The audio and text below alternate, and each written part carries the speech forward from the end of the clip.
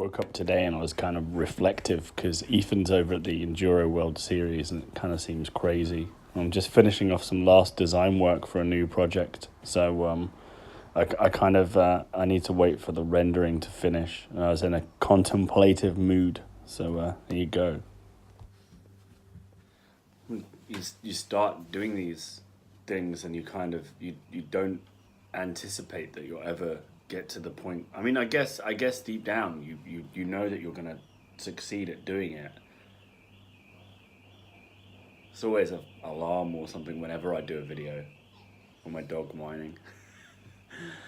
you, I tell you what, I'm not edit that out because that's what it's like. There's these glossy promos for businesses and for companies and stuff like that, and you feel like they work in this isolated world where, you know, they've got this fancy office, and then, you know, you remember the dot-com boom where everyone had like their office was super fancy. They had ping pong tables and, you know, like pinball machines and, you know, soft scoop ice cream stuff. It's not like that, you know. It's not like that at all. It's just not. For the last 14 months, I've worked on my sofa, and when we moved house, we've now got kind of like a dining room that I work off most of the time, and this is where we start. You know, this is where we started our business. Zam comes here, and we, you know, we'll work over ideas, but essentially, like, we kind of don't even get to work together much at all in the same room as everyone, and it's kind of like a pass the parcel of running the business. So it's I think one of the reasons I wanted to shoot this bit of video was to kind of show the realities of what it's like, so it didn't put people off doing it themselves, if that makes sense. Because I think it would be really easy to think, oh, I don't have the money to do my own thing, and I don't have this, and I don't know anyone, and I just think, I feel like it's important to show that it's not like that. We don't have an office. We've never had one. We put a deposit on one, and then they withdrew the offer because they'd sold it to a bigger company. So we've never had this. Never had our own creative space to work in. It's always been borrowed. When we started fabrication of bikes, it was with Brian at Downland Cycles, which is 250 miles away from here. So when we wanted to go there, it was, if Tim drove and it went all right, we'd take 3 hours. If it went badly, it would take a lot longer. We broke down twice, I think, in the time that we used to go there. And when Tim's car broke down and I had to go there, it was a 10-hour round trip to do fabrication. So you'd have to work a full day and then 10 hours around it. We don't really talk about these things much, so I guess the point of me talking about it was to say that sometimes it had been anything but easy. I know most people don't really like him, but when in one of his books, Lance Armstrong, and it's not about the bike, which I really liked. And I still think, you know, although Lance was doping, so was everyone else, so it's probably a level playing field. But regardless of that, he said one of his favourite things at training techniques was really that he made sure when he passed someone that he never looked exhausted or in pain. And that was his biggest strength, was being able to look like it was easy, even though it was hard. And I think that's always stuck with me, that in business, I don't really like too much to show people how difficult it is. And maybe that's good and bad in some ways, because people think you're invulnerable. And part of, you know, why I wanted to do this is I wanted, you know, people to know that you don't have to be superhuman to achieve things. You can be a regular human being too. And I think that's really important. I do think that's really important. The the myth that starting your own business is something that, only really clever people can do. I think that I think that's dangerous, because at the moment I feel like when kids go to school and stuff, they really teach them to study for a job that's no longer going to be there soon,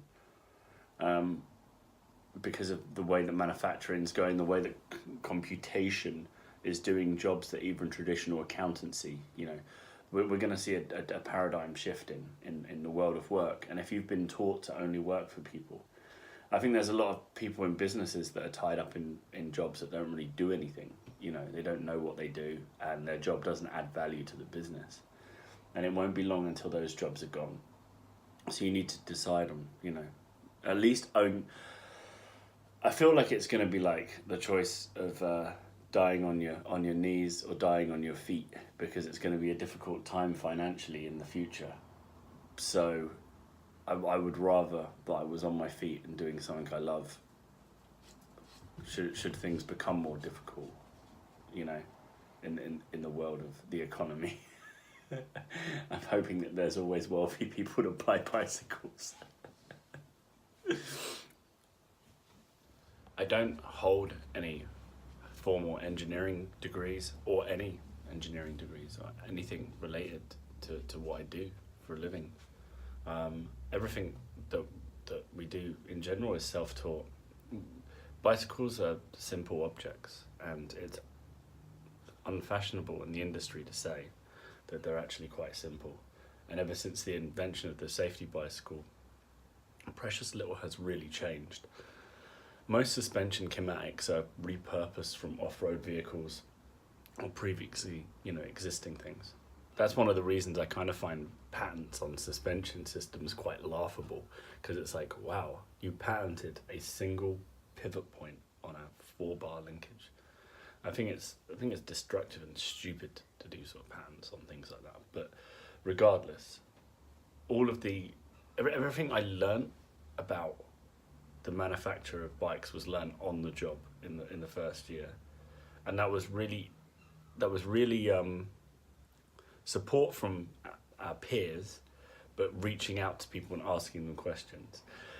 About 2 years ago, I literally text Gary Curtis and I was like, hello, you don't know me, I got your phone number, I'm really sorry, I only have one question, and that is, can you braze stainless steel together and not need any other protection on it, and he sent me a detailed message back about that, and that was the only interaction I've ever had with him. But when you ask someone directly a question, generally they'll answer it. So I found that was one of the most powerful things, is kind of just asking people stuff. When I talked to David Earl at Soto Design, so he's made a lot of great bikes. Yeah, he's Switch Infinity, he worked with Evil, the DMR, sled and things like that. And he makes loads of good stuff. But he put me onto the first program that I really used, which was Linkage, which is free to get, and it starts to teach you. And it is not massively accurate, but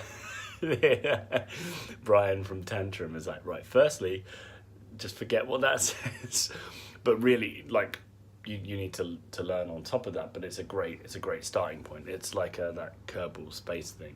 You can learn you can learn the ropes of it, but it doesn't really teach you too much. Also, I am skeptical. I'm a skeptic of computer simulations of stuff, and for someone that relies on technology so hard, that's because I don't trust it in the real world. There's a lot of things that shouldn't work in the real world, and I had someone from another small bike company, and they literally went through loads of comments, and they just made loads of disparaging comments on our prototype, saying they won't work, this won't work, that's stupid, oh yeah, stupid hipsters and stuff like that.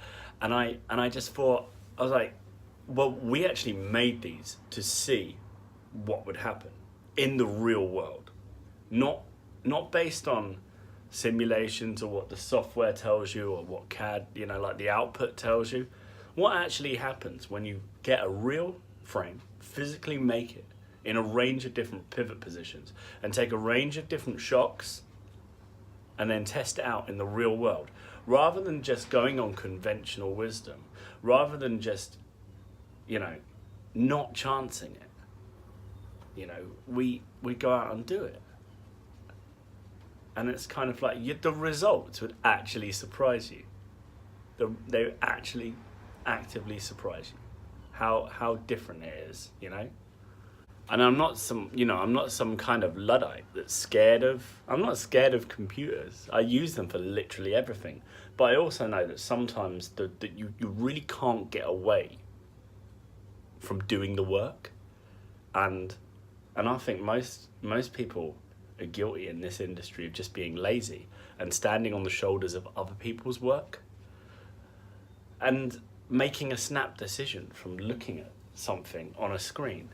And it's like, you have no idea of scale, you have no idea of what is happening with it. So I feel like you've got to get out there and actually do it. It's literally the one example of you can't get out of doing your homework.